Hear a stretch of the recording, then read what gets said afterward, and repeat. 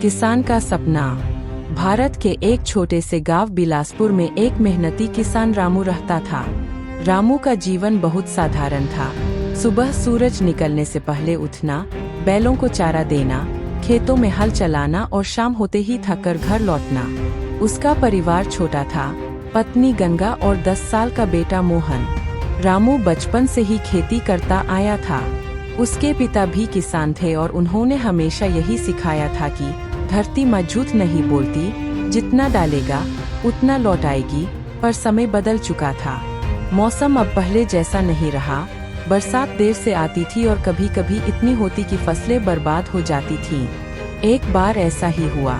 लगातार 2 साल तक सूखा पड़ा और रामू की सारी मेहनत मिट्टी में मिल गई। खेत सूख गए, बैल कमजोर हो गए और घर में खाने के लिए भी मुश्किल से अनाज बचा। गांव के कई लोग शहर चले गए काम की तलाश में, पर रामू नहीं गया। वह कहता, धरती ने मुझे जन्म दिया है, मैं इसे छोड़ नहीं सकता। गंगा अक्सर उसे समझाती, रामू, हमारे बेटे का भविष्य देखो।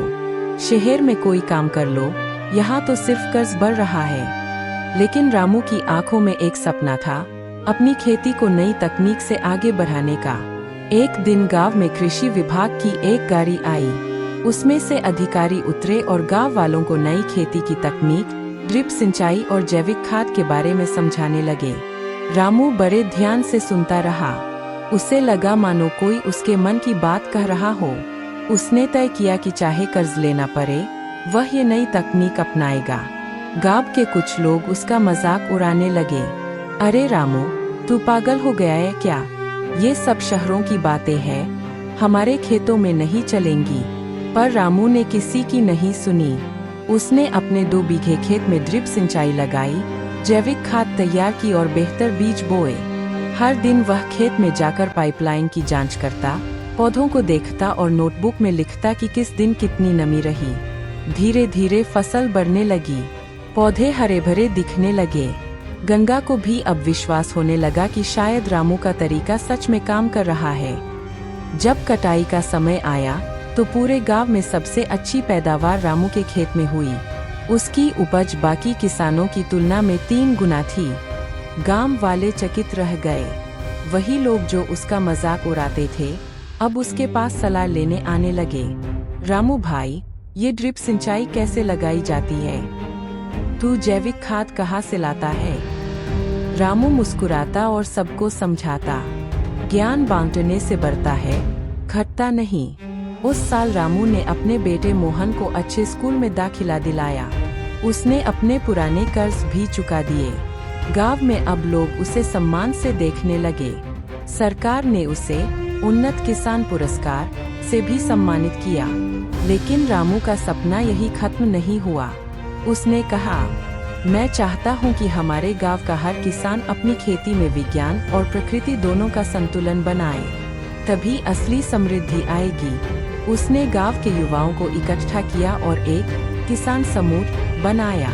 इस समूह के तहत सब किसान एक दूसरे की मदद करने लगे।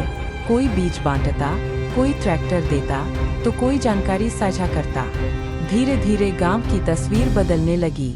अब खेतों में हरियाली थी, तालाबों में पानी था और चेहरों पर मुस्कान। एक दिन जब रामू शाम को खेत में बैठा था, सूरज ढल रहा था और हवा में मिट्टी की खुशबू थी। उसका बेटा मोहन पास आया और बोला, बाबा, मैं बड़ा होकर कृषि वैज्ञानिक बनूंगा ताकि हमारे जैसे किसानों की मदद कर सकूं। रामू की आंखों में आंसू आ गए, लेकिन वो आंसू दुख के नहीं, गर्व के थे। उसने बेटे के सिर पर हाथ रखकर कहा, बेटा, यही तो मेरा सपना था कि हमारी मेहनत सिर्फ हमारे खेत तक सीमित न रहे, बल्कि पूरे देश के किसानों तक पहुँचे। रात को जब रामू घर लौटा तो गंगा ने पूछा, आज इतने खुश क्यों हो? रामू बोला, क्योंकि आज मुझे लगा कि मैंने सिर्फ अनाज नहीं उगाया, बल्कि उम्मीद भी बोई है। किसान सिर्फ अन्नदाता नहीं, वह देश की आत्मा है। अगर वह नई सोच और मेहनत से आगे बढ़े तो कोई बाधा उसे रोक नहीं सकती। अगर आपको यह कहानी पसंद आई हो तो लाइक करें, शेयर करें और चैनल को सब्सक्राइब करना न भूलें। फिर मिलेंगे एक नई कहानी के साथ। धन्यवाद।